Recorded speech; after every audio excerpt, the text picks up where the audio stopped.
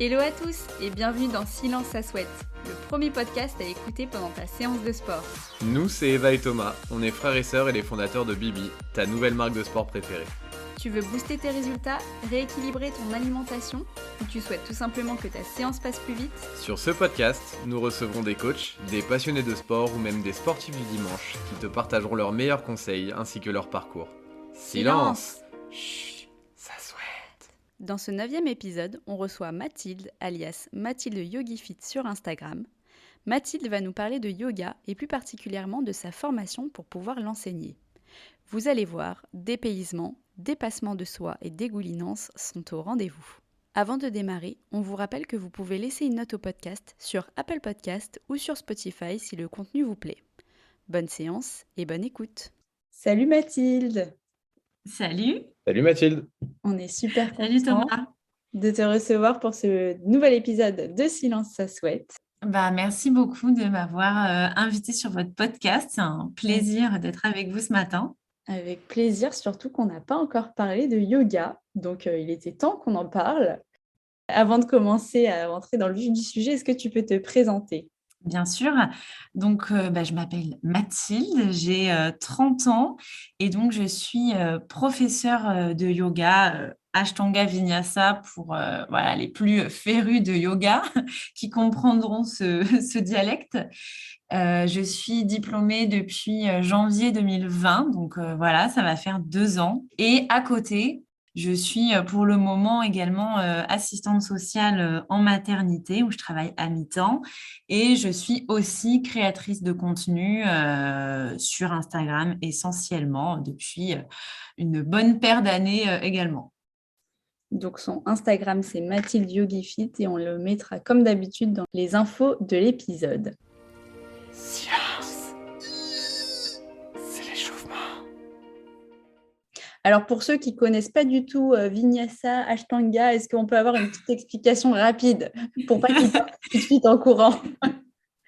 Ouais, c'est ça. Pour ne pas effrayer les gens, rien de grave, je vous rassure. On va dire que le yoga peut plus ou moins se décomposer en un peu différentes formes.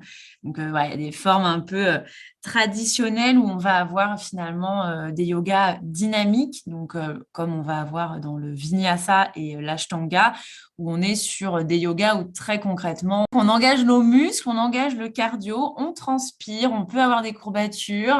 Voilà, ça peut être, certaines séances peuvent être un petit peu complexes. Et puis, on va avoir des formes de yoga comme le restauratif, comme le yin yoga, où on ne va pas du tout être dans quelque chose de cardio, dans quelque chose de rapide. On va plutôt être dans la lenteur. On va avoir des yogas où on recherche vraiment le bon alignement ou qui sont même, par exemple, très recommandés par des kinés ou des ostéos, comme le Hatha Yoga, par exemple. Donc voilà, on va dire qu'il y a des formes de yoga pour tout le monde, quelle que soit même son humeur du jour, sa condition physique du jour, et on peut aller de l'un à l'autre, vraiment en fonction de comment on se sent. Il y en a pour tous les goûts. Souvent, c'est ce que je dis à mes élèves, si vous faites une séance et que ça ne vous a pas plu, ne vous arrêtez pas là, parce qu'il y a tellement de formes de yoga que c'est peut-être soit aussi une histoire de feeling avec le prof, et ça peut être aussi simplement que cette forme de yoga ne vous convenait pas ce jour-là ou pour vous, mais que si vous testez autre chose, ça pourra peut-être énormément vous plaire. Donc il faut essayer. Et justement, tu parlais de feeling avec le prof. Alors selon toi, est-ce que tu as une petite particularité ? Je ne pense pas avoir forcément un truc exceptionnel ou une vraie particularité. Après, moi, j'ai été formée par un prof qui n'avait pas de tapis, qui nous a montré, je pense, sur toute la durée de la formation, finalement très peu de postures, qui ne faisait pas vraiment le cours avec nous, qui était constamment dans les rangs, on va dire, qui corrigeait, qui ajustait constamment, qui décrivait énormément les postures par la voix. Et en fait, j'ai vraiment énormément adhéré à ce mode d'enseignement. Et donc, assez naturellement, c'est aussi comme ça que j'enseigne. Je suis finalement très peu sur mon tapis, j'en ai quasiment pas besoin. J'adore, je pense que c'est presque ce que je préfère, d'ajuster les gens. Donc, quand je dis ajuster, c'est vraiment avoir mes mains sur les gens et essayer de les placer correctement, mais aussi de les accompagner à aller un peu plus loin dans les postures. Mais tu accompagnes vraiment à fond, quoi. J'essaye et tu vois, pour la partie vraiment décrire la posture, je pense que le visio est finalement un très bon exercice Ouais, j'imagine que les premières séances en visio, ça doit être un gros challenge, le temps de se faire la main. On va dire que le côté être filmé, bon, j'avais plutôt l'habitude parce que déjà habituée à interagir pas mal sur les réseaux sociaux. Donc, c'est vrai que pour le coup, ça me faisait pas trop peur. Les premiers cours, c'était finalement en live, donc je ne voyais pas les gens. Donc, voilà, je me voyais moi, mais je ne voyais pas les gens. Donc, finalement, c'était une bonne transition. Mmh. Et après, quand j'ai eu enfin les gens vraiment face à moi en visio, en fait, c'est bien parce qu'on peut aussi du coup voir en direct si nos explications suffisent, s'il faut en rajouter, s'il faut corriger certaines choses. Donc, c'est un bon exercice. En fait, toi, tu as commencé par le plus dur, direct. Tu disais que voilà, tu étais assez à l'aise, du fait que, bah, tu étais déjà sur Instagram et cetera, enfin sur les réseaux sociaux. À aujourd'hui, tu as une communauté de 48 000 abonnés environ, si je dis pas de bêtises. Qu'est-ce qui a fait selon toi que, ton compte a grossi comme ça? Alors, c'était pas prévu. Il y a eu, moi, j'ai ouvert ce compte Instagram en 2015, en mai 2015 exactement, donc ça commence à faire un petit peu. Mmh. Et à la base, c'était juste un compte, moi, j'étais pas du tout branchée réseaux sociaux. Et en fait, c'était vraiment un compte pour me motiver au niveau sport, pas du tout yoga, c'était vraiment renfo, fitness. Et c'était vraiment pour suivre un programme sportif à la maison et pouvoir suivre d'autres nanas qui faisaient le même programme. Et à la base, c'était pour me motiver moi-même. Finalement, tu te prends tellement au jeu que tu finis par poster régulièrement. Et puis, bah voilà, le compte a grossi comme ça pendant une bonne année. Et puis est arrivé après ce moment où les marques commençaient un petit peu à collaborer avec les créateurs de contenu. Donc voilà, il y a eu une première marque, une deuxième marque. Et puis, bah voilà, le compte a continué de grossir. Et puis, en fait, finalement, ça s'est transformé en activité d'auto-entrepreneur. Puis aujourd'hui, c'est vraiment une grosse partie de mon activité de partager sur les réseaux sociaux. C'est drôle, là, tu es la deuxième personne qu'on reçoit sur le podcast, qui nous raconte que vraiment le compte Instagram à la base était pour, parler de sport et se motiver et qui en fait a pris une ampleur, pareil, son compte est aujourd'hui, autour des 50 000 abonnés.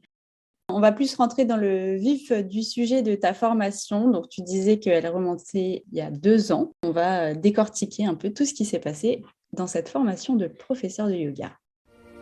Silence. C'est la séance. Alors du coup, Mathilde, est-ce que tu peux nous parler de manière un peu plus précise de la formation de professeur de yoga? On sait que c'est une formation qui est qui est très très riche. Comment ça s'est passé pour toi? Qu'est-ce qui t'a donné envie de la faire? En fait, moi, j'ai commencé à y songer en 2017. Le yoga n'est pas un sport, disons-le tout de suite. C'est pas considéré comme un sport. D'ailleurs, le yoga, c'est partie du ministère de la Culture, mais pas du ministère des Sports. Donc, le yoga n'est pas un sport. Ceci dit, c'est quand même une pratique physique qui peut être intense. Donc, moi, j'ai toujours été assez sportive. Et dans mon entourage, tout le monde me disait, mais pourquoi tu passes pas, par exemple, un BPGEPS? Pourquoi tu n'enseignes pas le fitness, etc. Et je disais, bah, j'aime beaucoup le sport, j'aime beaucoup pratiquer. Après, le fitness, par exemple, c'est pas forcément un état d'esprit qui me correspond. Je me vois pas enseigner cette discipline. Pour le coup, tout premier cours de yoga que j'ai pris, qui est arrivé finalement assez tardivement, puisque c'était en 2017, pour le coup, à mon premier cours, je me suis dit, ah oui, bah voilà, ça, c'est typiquement le genre de pratique que j'aimerais apprendre déjà de façon complète et que j'aimerais enseigner. Surtout que j'étais tombée sur une prof qui mêlait vraiment très bien à la fois donc, la pratique des asanas, la pratique physique, qui incorporait vraiment l'aspect méditation, l'aspect respiration. Donc en fait, j'ai eu vraiment une vision tout de suite assez large de ce qu'est le yoga. Et je me suis dit, ça, vraiment, je sens que c'est quelque chose qui me correspond. Bon, après, j'ai pratiqué, c'est resté dans un coin de ma tête. Et en fait, j'ai eu une chance immense, c'est que fin 2018, j'ai commencé à travailler avec GoSport de façon très active. Et en fait, un jour, GoSport m'entend dire dans une story que mon rêve, entre guillemets, ça serait de pouvoir voilà, passer à mi-temps sur mon job d'assistante sociale, devenir prof de yoga. Voilà. Et donc, quelques jours après, il m'appelle en me disant, ben voilà, nous, on aimerait bien, dans notre équipe de créateurs de contenu, voilà, avoir un professeur de yoga, une professeure de yoga. Et ben, en fait, visiblement, toi, c'est quelque chose qui te botterait vraiment. Donc, ben, si tu veux, on t'accompagne sur le projet, on peut t'accompagner sur le financement d'une formation. Enfin, voilà, vraiment être en gros soutien derrière. Il m'a fallu 6 mois pour digérer un petit peu l'info parce que j'avais les pétoches, Hmm. vraiment les pétoches, notamment sur le plan financier, hein, clairement, parce que ben, tu sais pas si ça va fonctionner. Passer à mi-temps, tu as des charges à assumer. Je vivais seule à ce moment-là. Enfin, donc, tu te dis, ben, en fait, dans quelle mesure c'est vraiment réalisable. Donc, j'ai pas trop donné signe de vie pendant 6 mois, on va dire. Et c'est eux, ils sont venus me chercher 6 mois après, l'été suivant, en me disant, alors, nous, la proposition tient toujours. Qu'est-ce qui vient de ton côté? Et bon, à un moment, je me suis dit, bon, allez, à un moment, la chance, ça va pas non plus se présenter 50 fois, donc allons-y. Et donc, j'ai commencé vraiment les recherches de formation parce que tu peux vite te noyer dans toutes les formations qui sont proposées. C'est en août 2019 que je me suis inscrite à ma formation pour janvier 2020. Quel coup de pouce? Ah bah, Incroyable, j'ai envie de clairement, croire. un coup de pouce inespéré, clairement. Ok, et du coup, tu savais dans quoi tu t'embarquais quand tu t'es inscrit à ta formation au mois d'août? Pas du tout. Pas du tout parce que je pratiquais le yoga, mais je le pratiquais pas forcément de façon intensive, surtout qu'à côté, je faisais encore beaucoup de fitness. Autant maintenant, je fais quasiment que du yoga, même si j'essaie de réincorporer le renfort, le fitness. Mais à ce moment-là, j'étais à la salle un soir sur deux. Donc le yoga, j'en pratiquais, mais pas du tout aussi intensivement que ce que tu vas avoir en formation. D'ailleurs, je pense que personne ne pratique de façon aussi intensive que ce que tu fais après en formation. Donc non, je ne savais pas dans quoi je m'embarquais. Et en plus, pour le coup, j'étais un petit peu dans une phase de ma vie où j'avais vraiment envie de couper. Je me disais, OK, quitte à faire cette formation, pars à l'autre bout du monde.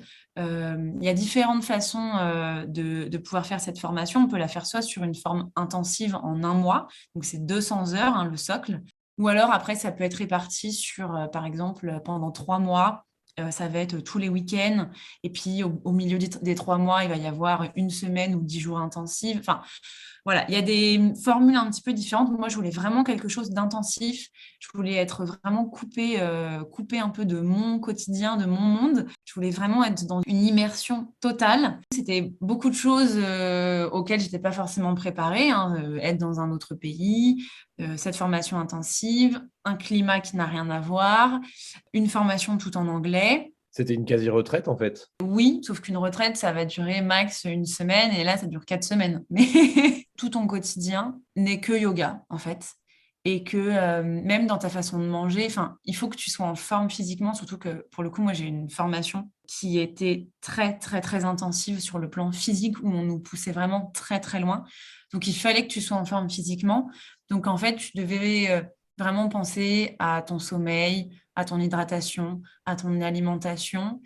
Tout ce que tu faisais dans la journée était vraiment dédié au fait d'avoir la bonne condition physique et psychique pour pratiquer. Mais alors, en t'écoutant, enfin, personnellement, j'ai une question qui me vient instantanément, c'est comment il peut y avoir une telle différence de perception entre ce qui se passe en France, de dire que le yoga n'est pas un sport, et ce que tu viens de nous dire. Ce qu'il y a, c'est que peu importe ton niveau, enfin, on était une promo de 15 et il y avait, entre guillemets, alors j'aime pas trop parler de niveau, mais des capacités physiques, des gens avec des mobilités ou des souplesses radicalement différentes. Il y avait vraiment une fourchette énorme, quoi. Des gens, en tout cas, qui arrivaient avec un historique, on va dire, assez différent. Et pour le coup, ça a été accessible à tout le monde parce que, si tu veux, notre prof, il n'était pas là on n'est pas là pour être des gymnastes, on n'est pas là pour être des contorsionnistes, voilà.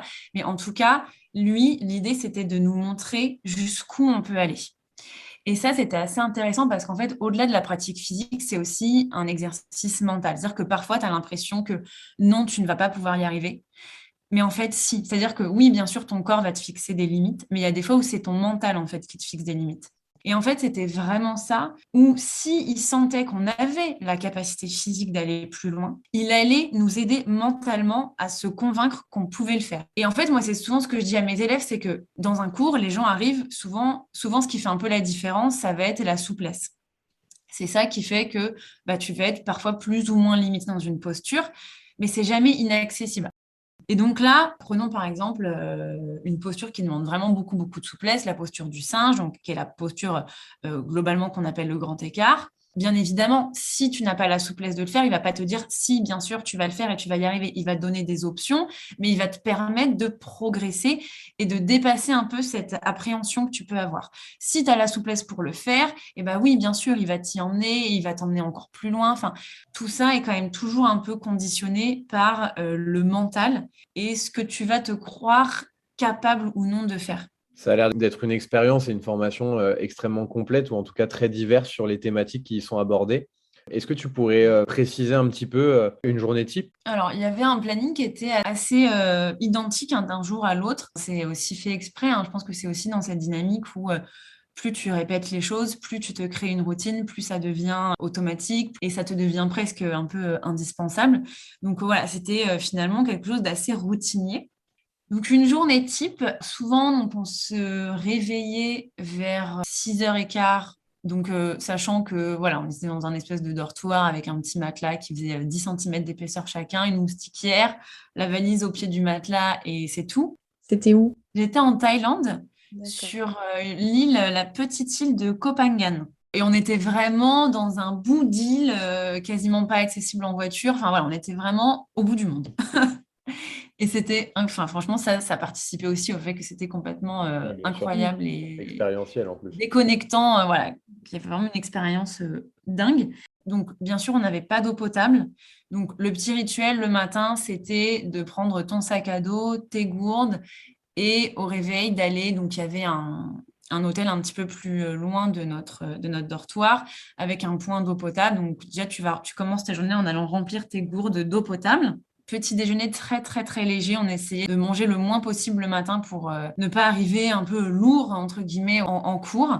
Mhm. On commençait du coup à 7h avec un petit 20 minutes de méditation, respiration. Ensuite, on continuait avec 2 heures d'Ashtanga, puisque moi j'avais une formation qui était très ciblée Ashtanga. Et donc l'Ashtanga, donc je disais, hein, c'est un yoga dynamique. Sa particularité, c'est que c'est une séquence de 2 heures qui est déjà définie, avec donc des options hein, sur les postures en fonction du niveau, entre guillemets. Mais voilà, c'est une séquence que tu apprends finalement par cœur et qui est tout le temps la même et que tu fais évoluer avec voilà, des options, mais l'organisation de la séance est vraiment toujours la même. Autant te dire que ton tapis est détrempé à la fin de la séance, puisqu'il faisait en gros 35 degrés en plus, et que les profs fermaient les fenêtres, coupaient les ventilateurs pendant qu'on pratiquait, pour vraiment bien, bien, bien, bien transpirer. Après ces 2 heures, on allait avoir par exemple un cours théorique d'1 heure, 1 heure et demie. Alors ça pouvait être anatomie. Donc voilà, on allait avoir 1 heure et demie d'anatomie.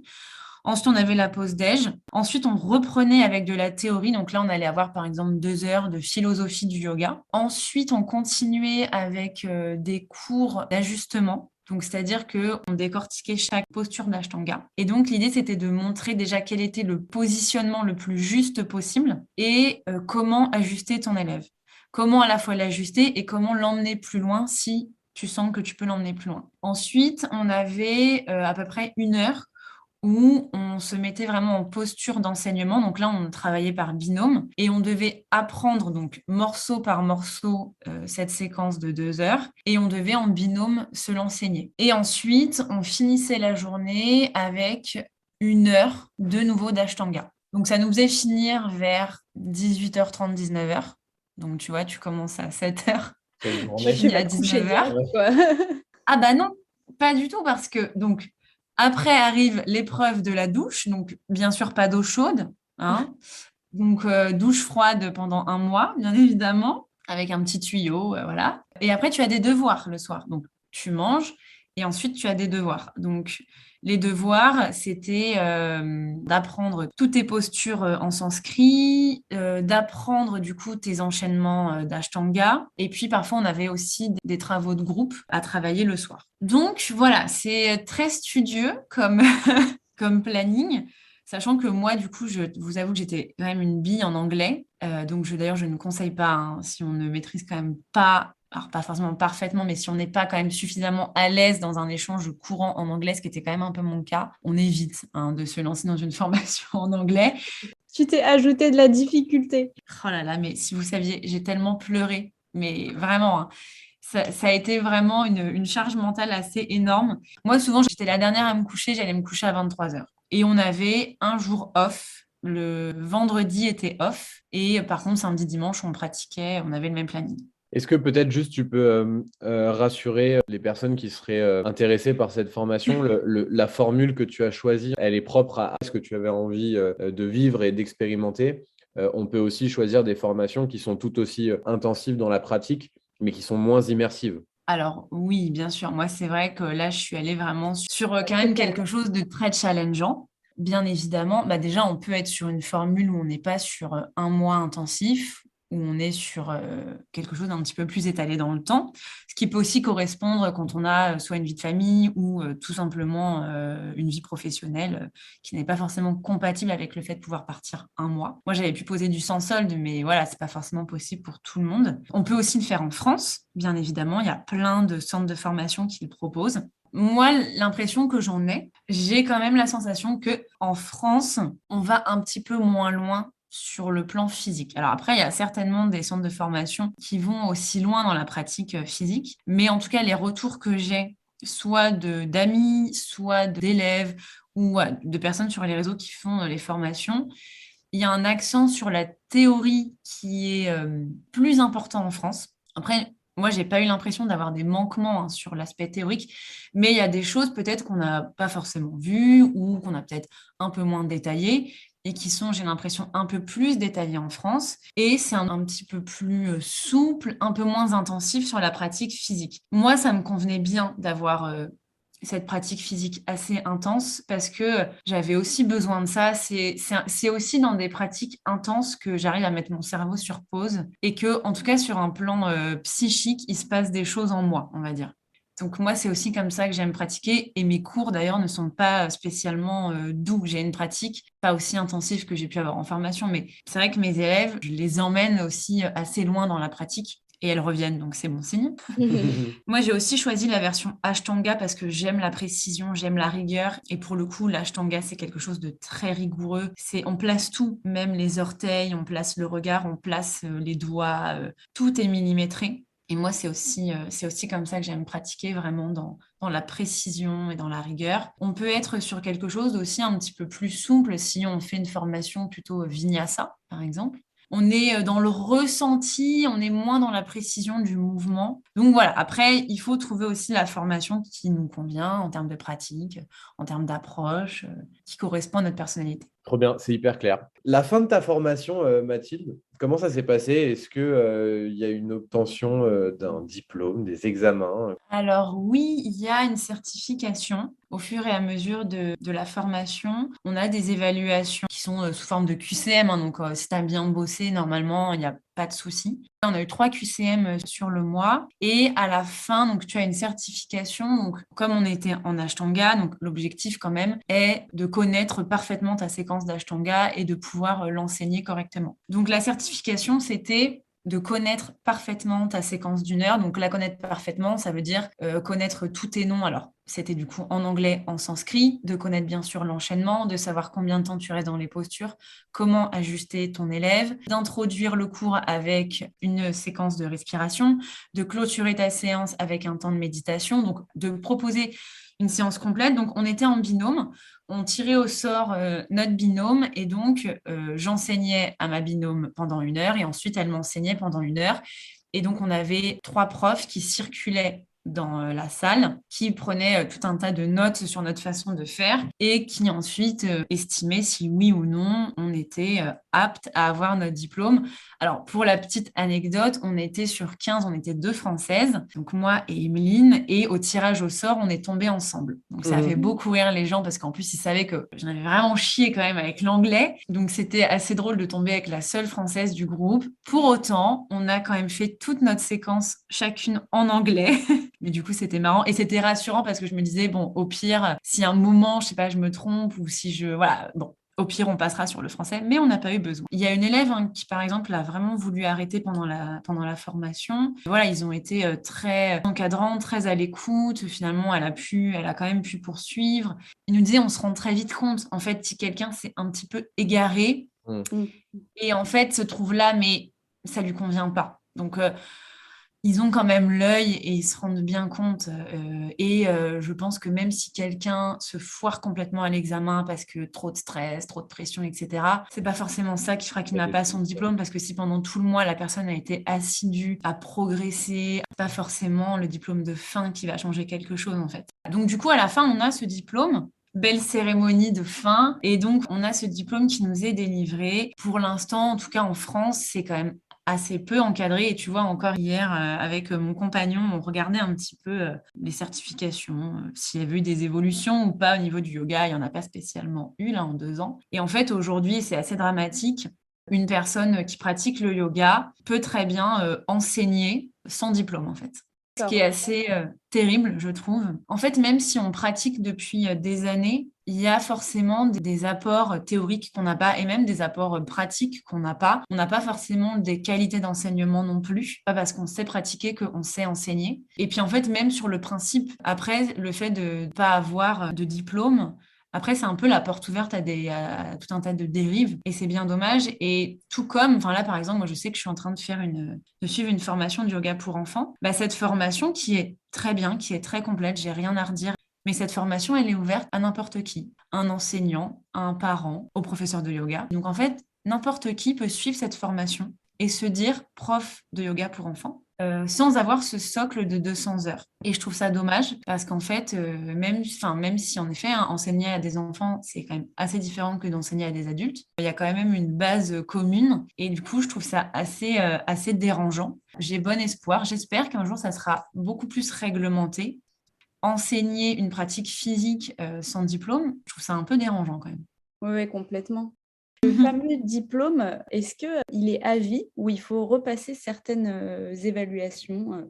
Alors non, il n'y a pas besoin de repasser des certifications. Donc c'est un diplôme en effet que tu as à vie. Donc ce qui veut en effet dire que tu peux avoir ton diplôme, ne pas pratiquer pendant 10 ans et le ressortir. Ça après, j'ai envie de dire, c'est la conscience de chacun hein, de savoir si oui ou non il est en capacité d'enseigner. Mais en tout cas, non. Après, comme n'importe quel diplôme, hein, tu vois, moi j'ai un diplôme d'assistante sociale, je peux ne pas pratiquer pendant 10 ans et un jour me repointer à un entretien d'embauche et on ne va pas me demander de repasser des modules ou autre chose. Donc non, après je pense que voilà, c'est à chacun d'être conscient que c'est pas parce que tu deviens prof que tu n'es plus élève. Bien au contraire, le fait de continuer à te former.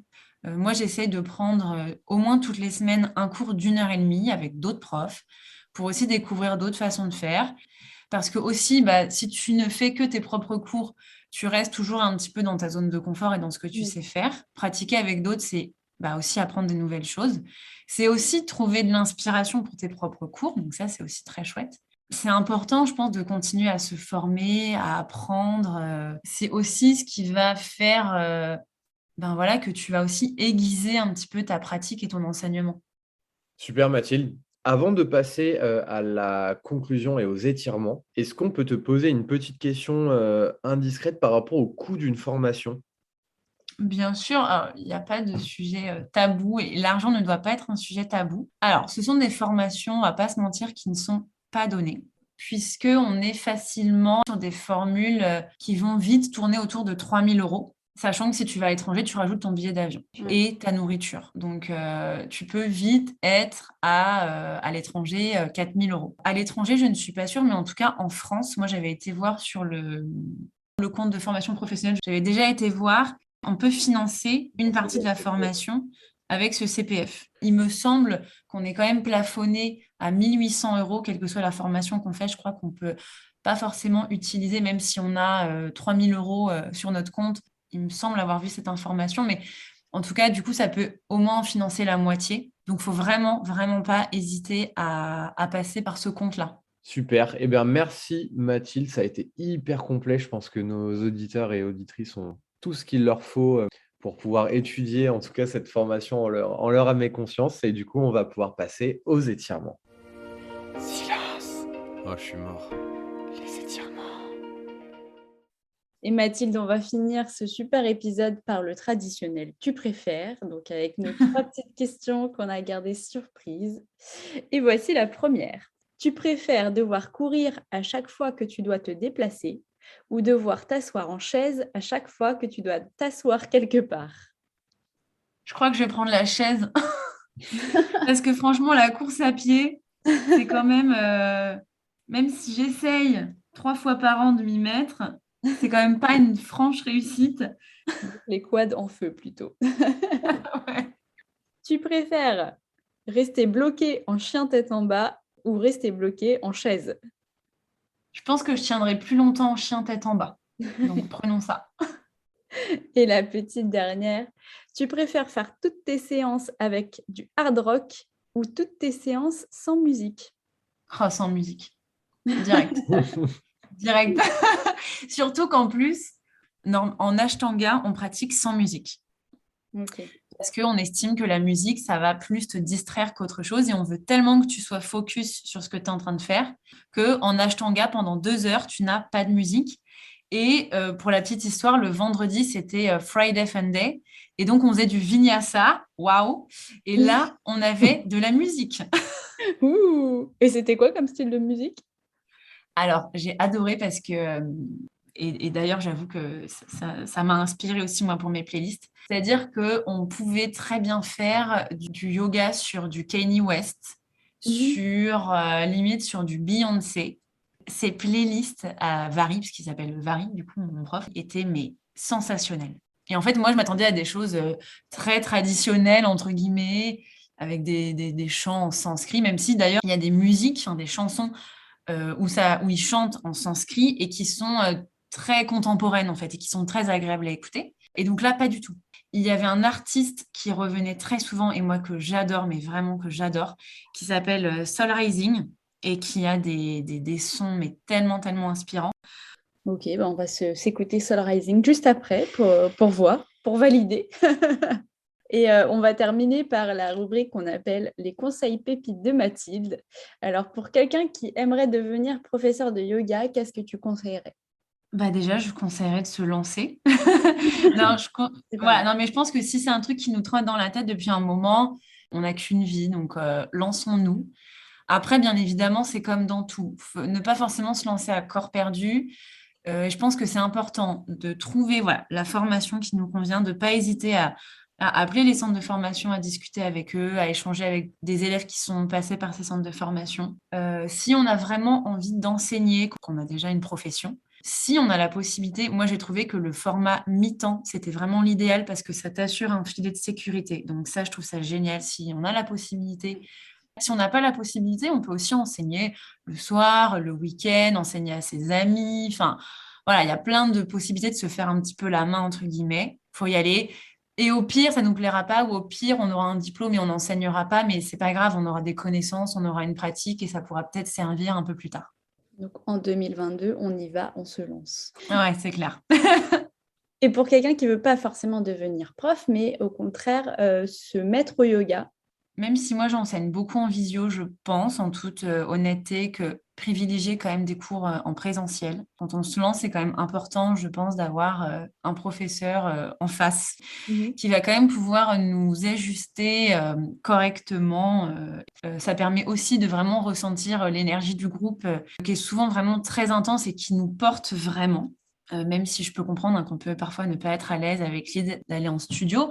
Après, il y a aussi des studios qui proposent des cours débutants. Donc voilà, il ne faut vraiment pas, ne pas hésiter. Bien s'équiper, avoir un tapis vraiment antidérapant, des vêtements confortables, ça c'est vraiment important. Et surtout, se renseigner un peu sur les différents types de yoga pour voir un petit peu ce qui nous correspond. Si on a besoin de quelque chose de plutôt doux, de plutôt dynamique, d'engageant physique, enfin musculairement parlant, si on veut plutôt travailler sa souplesse. Donc, regardez un peu les différents types de yoga.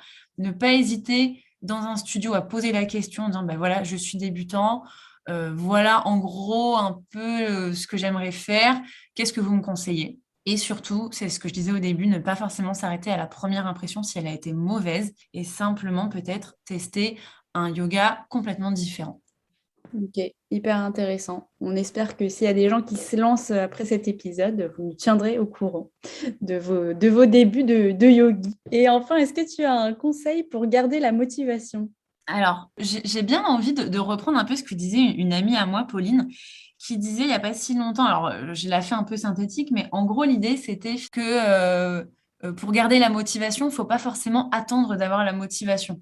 Parce que si tu attends d'être motivé pour faire ta séance de yoga, ta séance de sport, parfois tu auras toujours une bonne raison de ne pas le faire. Parce que tu es fatigué, parce qu'il fait froid, parce que tu as faim, parce que tu as autre chose à faire, tu as une copine qui t'a proposé d'aller boire un verre. Avant de ressentir, je pense vraiment cette motivation et cette envie de faire, je pense qu'il faut d'abord passer par la phase où tu te mets un bon coup de pied aux fesses et où tu vas devoir un peu te contraindre et te dire, OK, là, franchement, j'ai pas envie, je préfère rester sur mon canapé sous mon plaid, mais non, en fait, j'y vais. Se poser des horaires, des jours fixes, faire apparaître dans son emploi du temps que tel jour, telle heure, c'est pour ma séance. Mais voilà, je pense qu'avant d'arriver au stade où vraiment tu te dis, ah, j'en ai besoin, et ben en fait, il faut pas trop se laisser le choix. Totalement. Et puis, rien ne vaut la sensation après de satisfaction Ah quand c'est oui, mais fini.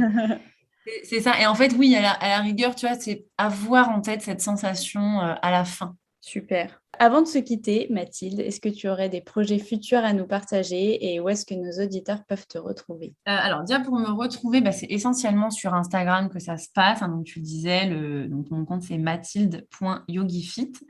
J'ai aussi un site internet qui s'appelle Solstice Yoga. Donc, voilà, on peut aussi me retrouver ici, notamment pour tout ce qui est réservation des cours, sur toute l'actualité au niveau des événements yoga, des retraites de yoga.